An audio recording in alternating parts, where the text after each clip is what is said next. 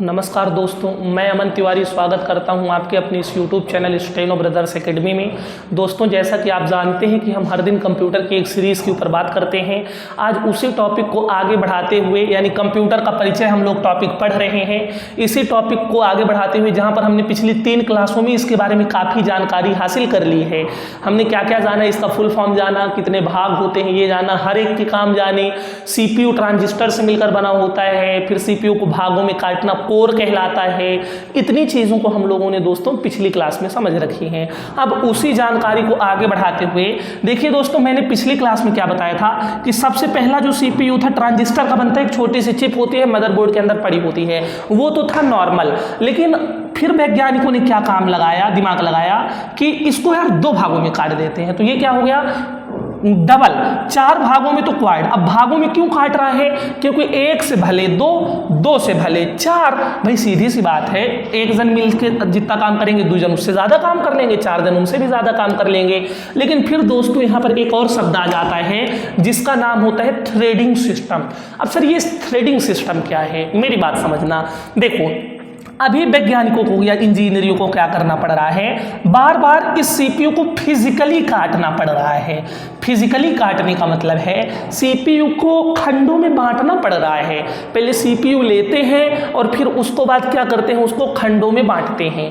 लेकिन अगर दोस्तों ऐसा कुछ हो जाए कि इसको खंड में बांटना ही ना पड़े, एक सिंपल CPU हो बिना खंड में बांटे, ऐसा कुछ हो जाए कि जब जरूरत हो तो ऑटोमेटिक खंड में बट जाए, जब जरूरत हो तो खंड में बट जाए, और जब ना जरूरत हो तो नॉर्मल हो जाए। यही काम कौन करता है, थ्रेडिंग सिस्टम। थ्रेडिंग सिस्टम एक प्रकार का दोस्तों प्रोग्राम है, एक प्रकार का ये प्रोग्राम है। इसको किसके अंदर डाल दिया गया, CPU के अंदर। इसको किसके अंदर डाल दिया गया, इसको CPU के अंदर दोस्तों डाल दिया गया। जब थ्रेडिंग सिस्टम को CPU के अंदर डाल दिया गया तो इससे जानते हो क्या होता है सर, क्या होता है। मान लो देखो, ये एक नॉर्मल CPU है, इसके अंदर मैंने थ्रेडिंग सिस्टम कर दिया। अब मैं यहां से एक काम भेज रहा हूं, ये काम यहां से जा रहा है CPU के अंदर। अब जब ये काम जाएगा, इमेजिन करो इस काम को करने के लिए CPU का केवल इतना भाग, ऊपर वाला भाग इस काम को कर लेगा। तो ये काम अंदर जाएगा, कहां पास बैठ जाएगा, ऊपर वाले में। जहां ये काम यहां पास बैठेगा तो बीचों बीच एक आभासी लाइन आ जाएगी। कैसी लाइन आ जाएगी, आभासी लाइन।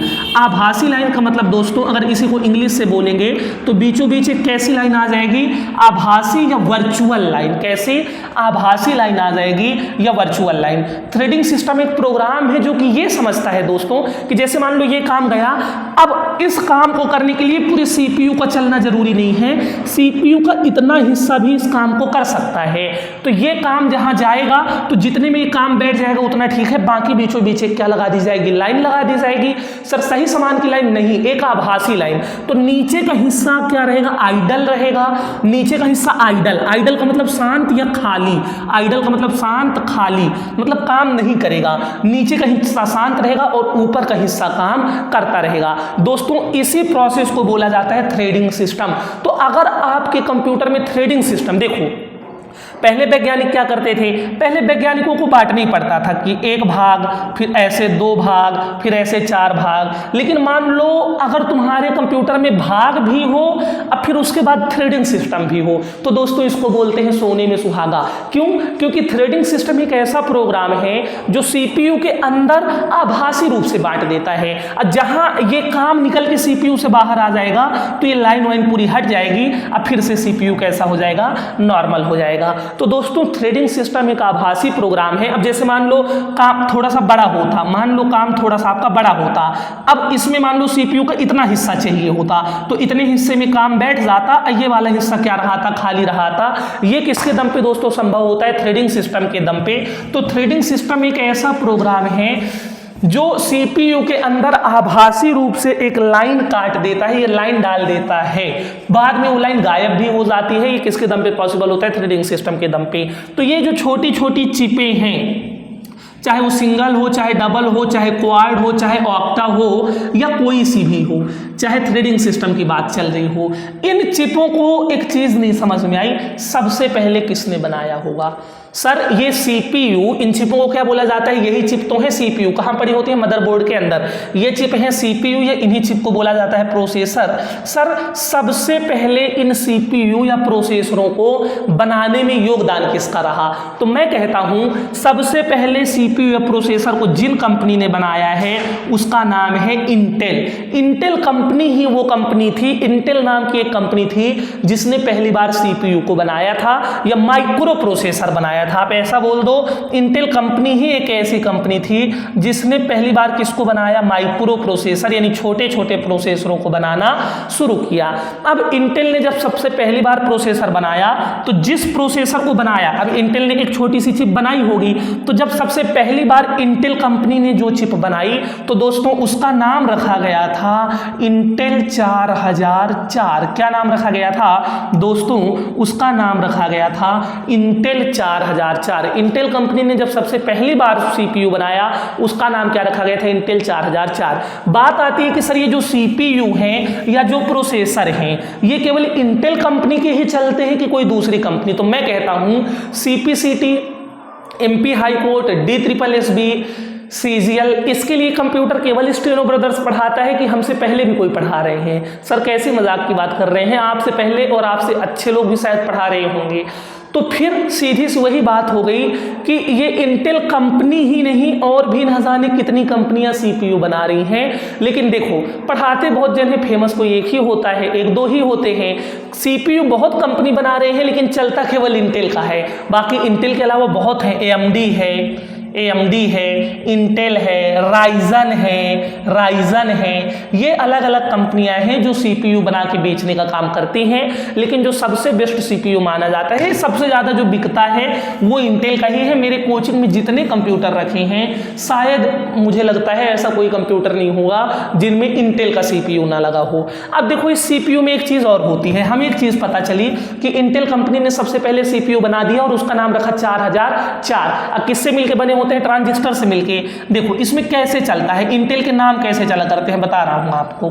देखो जैसे मान लो ये इंटेल के सीपीयू हैं, कहने की बात इंटेल ने पहले 4004 बनाया, फिर 8008 बनाया, इसी तरह करते करते अब इंटेल अपने सीपीयू के नाम जानते हो कैसे रखता है?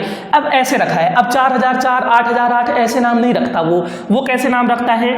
i3, i5, i7 ऐसे करके नाम रखने लगा है। ठीक है, तो मान लो इंटेल कंपनी ने, कहने की बात पहला तो 4004 है लेकिन हम मानते हैं कि इंटेल कंपनी ने i3 नाम का एक सीपीयू बनाया। अब जब तुम मार्केट जाओगे ना तो तुमको 4004 सुनाई नहीं देगा क्योंकि चलते ही नहीं है ना, तो अब 8008 चलता, या तो i3 सुनने को मिलेगा या i5 मिलेगा। ठीक है, इससे नीचे वाले तुमको सुनने को भी नहीं मिलेंगे क्योंकि नहीं चलते अब वो।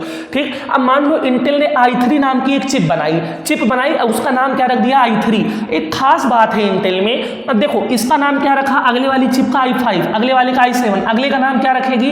कमेंट करके बताना, अगले वाले का नाम क्या रखेगी? ठीक है, सम में रखेगी कि विषम में? मैं पहले से बता देता हूं, इंटेल सम में नाम नहीं रख रही, विषम संख्याओं में नाम रख रही है। भगवान जाने ऐसा क्यों है। अब इसने i3 नाम की एक चिप बनाई। अब जैसे ये चिप बन गई, अब देखो इसमें वो क्या करेगा? आज मान लो, कहने की बात है, कल्पना करो कि 2024 में, ऐसा कहने की बात है, ठीक है, 2024 में बनी नहीं है, मान लो 2024 में i3 बनी तो 24 में बनी, फिर मान लो 2025 में इसी i3 में थोड़ा सा कुछ सुधार कर दिया गया, बहुत बड़े सुधार नहीं हुए, इसी i3 में थोड़े बहुत सुधार हो गए। तो जानते हो दोस्तों ये क्या हो जाएगा? ये हो जाएगा i3 का फर्स्ट जनरेशन। ये दोस्तों आपका क्या हो जाएगा? i3 का फर्स्ट जनरेशन।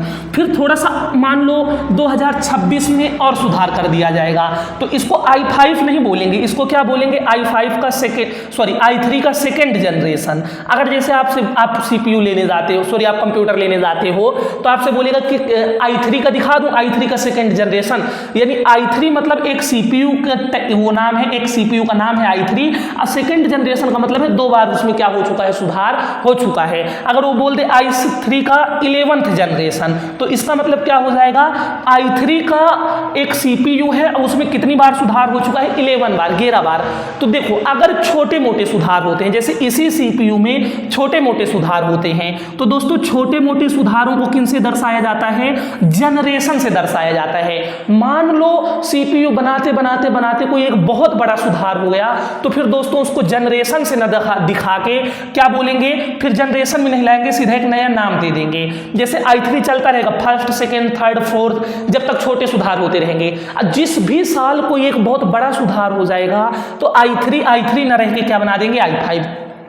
फिर इसी तरह i5 के जनरेशन चलते रहेंगे। जब i5 में चलते चलते कोई एक बहुत बड़ा सुधार, अब सर कहाँ तक, ये तब तक जनरेशन चलते हैं जब तक बड़े सुधार नहीं आ जाते। और जिस दिन बड़ा सुधार, कोई बहुत बड़ा सुधार आ जाएगा तो i5 को क्या बोल देंगे, i7। और जब तक छोटे छोटे चंगू मंगू वाले सुधार होंगे तो उनको किससे दर्शाया जाता है, तो दोस्तों उनको दर्शाया जाता है आपके जनरेशन से। तो हमें एक चीज़ समझ में आई, सबसे पहली कंपनी इंटेल है जिसने CPU बनाया। इंटेल 4004 पहला CPU था या प्रोसेसर था।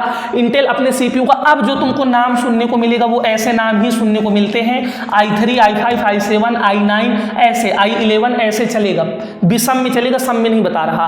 फिर अगर छोटे मोटे सुधार होते हैं उन्हीं को बोला जाता है जनरेशन। अगर तुम CPU लेने जाते हो, तुमसे बोल दे i3 का 7th जनरेशन दिखा दूं, उसके मतलब है कहने का i3 का CPU है, अब 7 बार उसमें सुधार हो चुका है। अगर बोल दे i5 का 7th दिखा दूं तो मतलब ये i3 से 10 गुना बेस्ट होगा कौन, i5 से ज्यादा बेस्ट कौन होगा, i7।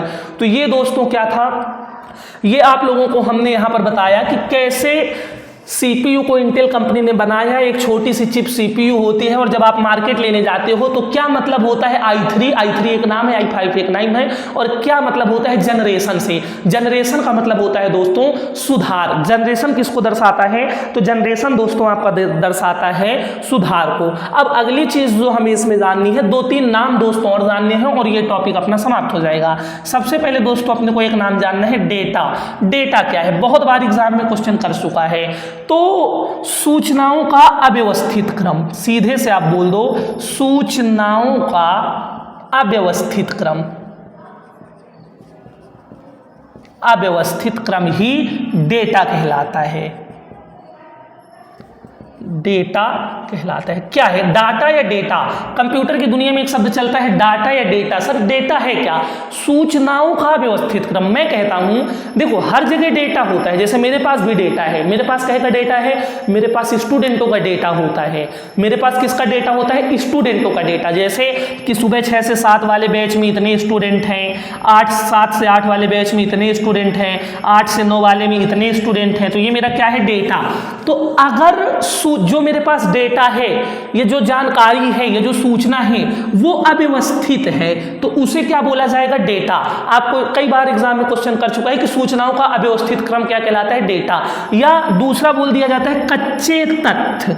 कच्चे तथ्य, कच्चे तथ्य भी क्या कहलाते हैं आपके, डेटा। कच्चे तथ्य कैसे, जैसे देखो 2 गुणे 2, अभी दोस्तों ये आपका क्या है, 2 गुणे 2 अभी क्या है, डेटा है। ये कैसा भी कच्चा है, अगर इसको पका दोगे और ये क्या बन जाएगा 4, तो अब ये क्या बन गया, अब ये डेटा नहीं रहा। ठीक है, तो हमें क्या याद रखना है, सूचनाओं का अव्यवस्थित क्रम या तो कच्चे तथ्य, उन्हीं को दोस्तों क्या बोला जाता है, डेटा बोला जाता है। फिर उसके बाद दोस्तों एक क्वेश्चन आपके एग्जाम में पूछता है इंफॉर्मेशन। क्या पूछता है, इंफॉर्मेशन।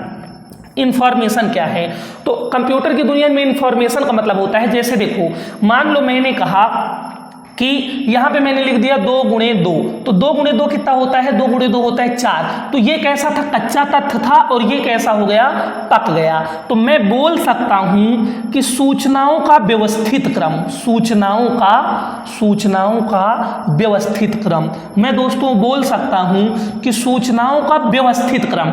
अगर कोई चीज अव्यवस्थित है तो वो क्या कहलाएगी, डेटा। अगर उसी चीज को आप व्यवस्थित कर दोगे तो दोस्तों क्या कहलाती है, इंफॉर्मेशन यानी सूचना। डेटा हमेशा कच्चा होता है, कच्चे तथ्यों को यानी रॉ फैक्ट को डेटा बोला जाता है।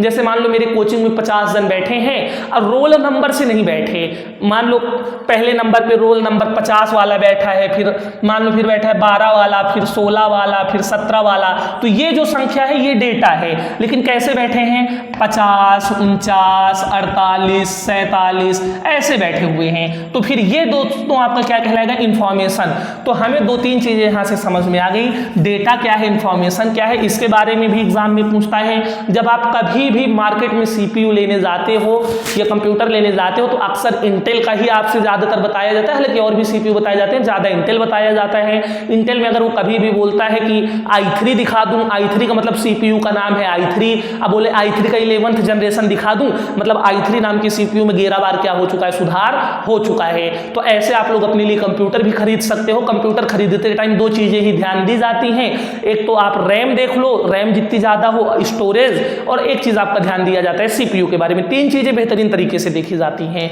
उम्मीद करता हूँ दोस्तों आपको ये जानकारी पसंद आई होगी। तो अगर दोस्तों आपको ये जानकारी पसंद आई है, आप सभी से निवेदन है आप लोग इस क्लास को ज़्यादा से ज़्यादा लाइक करिए, शेयर करिए, सब्सक्राइब करिए, कमेंट करिए अगर आपको वीडियोज़ पसंद आते हैं। तो दोस्तों मिलते हैं कल फिर एक नई क्लास में। धन्यवाद।